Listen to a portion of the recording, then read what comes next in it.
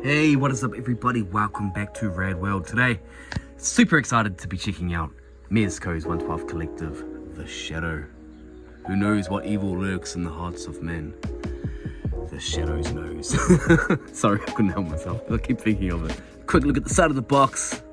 Nice image there of the Shadow revealing his pistol. And a quick look at the back here. We've got a bunch of accessories that come along with the Shadow. Some nice little pictures down there. Yeah, and free heads. So there we go. Again, really excited to be checking this guy out.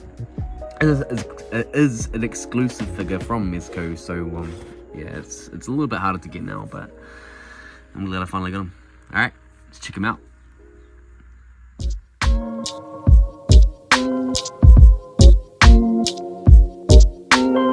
And taking a close look at all the accessories that come with the Mezco Shadow. Up first, we've got a decent look here at the figure itself. Bunch of hand accessories, including the ring. And we've got the two-way radio, I think they're calling it, which is almost like a advanced version of Zoom. We've got our cape, the stand, and the display base. Some really awesome heads here. At first, I was really trying to see what the actual difference was between these two heads over here, but I'll get into it a bit more. The eyes on this one, and the hat is bigger. And the eyes are in a different sort of expression. These over here, they're a bit more neutral. Over here, he's doing his classic one from the box. Then we got his Devil's Whisper effect handpiece, which I don't think I've ever seen him using, or at least in the movie. Probably in the comics. There's a really cool Shadow and Batman team up that they did a few years back, which is kind of really where I I obviously remember the movie growing up, but there's a more in-depth look into the character. It's pretty cool. He's actually the inspiration for Batman, which is a bit of a tidbit of information. Obviously we've got his Tommy gun, machine gun, what do they actually call it on the back? It's called, yeah, Tommy gun with removable drum magazine. So it is a Tommy gun. Then we've got a crystal ball with a skeleton head in it. That's the Scales of Justice. And a gun effect, a shooting effect.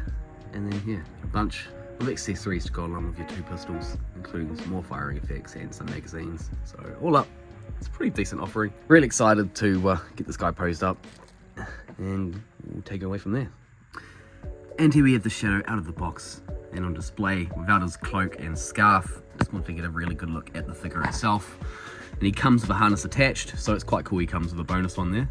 I think the difference is the way that the actual holders are facing.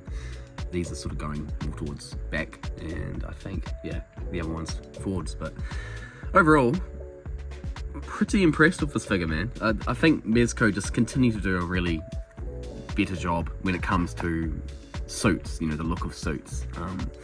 Sometimes they can be a bit baggy. Let's just have a quick little look up here. There's Black Mask. Leaning back a little bit. Oh, it's probably going to be tumbling over. And there's another one there of Two-Face. Both of those, I'm actually quite happy with the tailoring of each of those suits. But the layers involved with this, and this is without the cape as well, pretty impressive.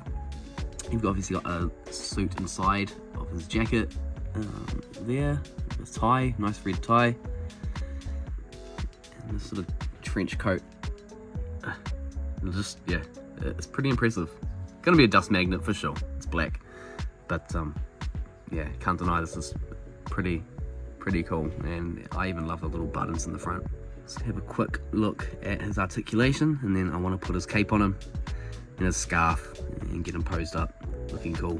Just quickly though, I do want to just talk about the head sculpt difference between these two heads, because I did say it in the opening part. So the hats are actually a different size. So the one on the figure itself is much bigger. This one's smaller.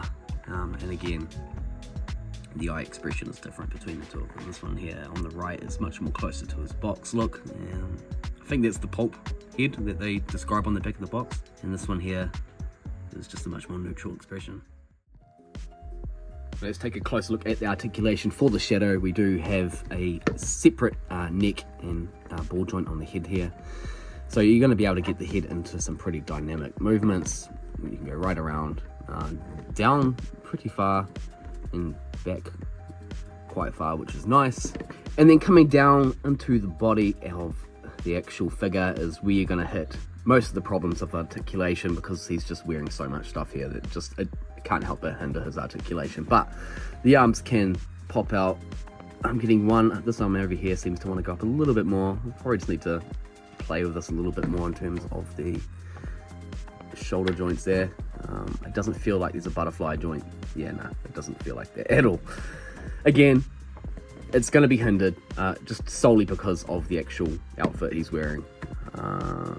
But yeah, so you can get your arms forward about that far, so at least you're going to be able to get him to hold his pistols up. And yeah, we've got a double joint here on the elbow, and then again the typical Mezco wrist peg system. In terms of the torso articulation, actually it's not too bad. So you're actually better than the Green Goblin, so there's that. So you can get him to twist quite nicely around. I'm just going to make sure it doesn't mess with his coat.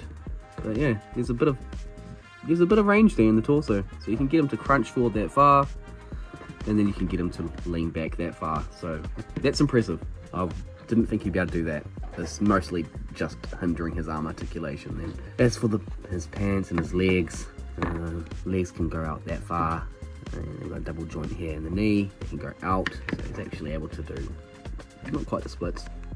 Yeah, so that's as far out as they want to go, which isn't too bad. And then we do have our typical Mezco foot articulation. Also nice black socks, some stripes on it. So you know this dude's dressed to kill. It's looking pretty cool. Yeah. Other than the arm articulation, obviously I wish that it would be a little bit more dynamic.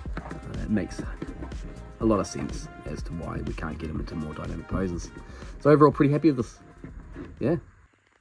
And here we have the Shadow with his trademark cape and scarf on. Looking pretty cool, I have to say. Though I do admit I'm not 100% happy with the scarf, or my interpretation of that. I'm trying to copy off some of the pictures that are on the back of the box there. It's been a while since I watched one of the early reviews of the figure, so yeah, I do need to probably re-look at one of those and just get some more ideas on how to properly display the scarf, because if you do take this off, it's quite cool. It's got a bendy wire. He's wearing it's like a balaclava bandana type thing underneath as well, so you could just have it like that if you wanted to. Yeah, I haven't got it 100% right, as I'm saying, but yeah, still quite happy with it. The cape itself, it's got a nice red on the inside there, so it does look cool in comparison to something like the recent Doctor Doom cape, where the inside it's a different shade of green, but it just looks a little bit more cheap. And let's take a closer look at some of the accessories that came with the Shadow. We do have his phone, where he can communicate with, I'm guessing that's one of his agents. He's got a bunch of citizens across the city that he works in. It's sort of like inform of where crimes are happening, or one of them's a cab driver like in the movie. It's a bunch of them that he sort of has owing him favours. But yeah, it's quite cool. And this part here, I doubt I'll be able to do it on camera, but it extends out, so yeah, you get the gist of that. It's quite cool. I didn't even realise that would function like that. And then you have a crystal ball with a little human skull, clear crystal one in there.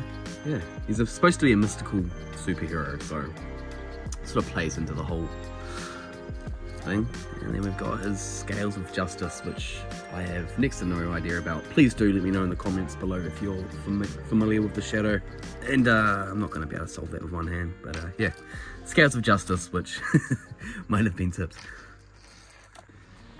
And just to show you quickly how he compares alongside other Mezco releases, obviously you have to have him and Batman together.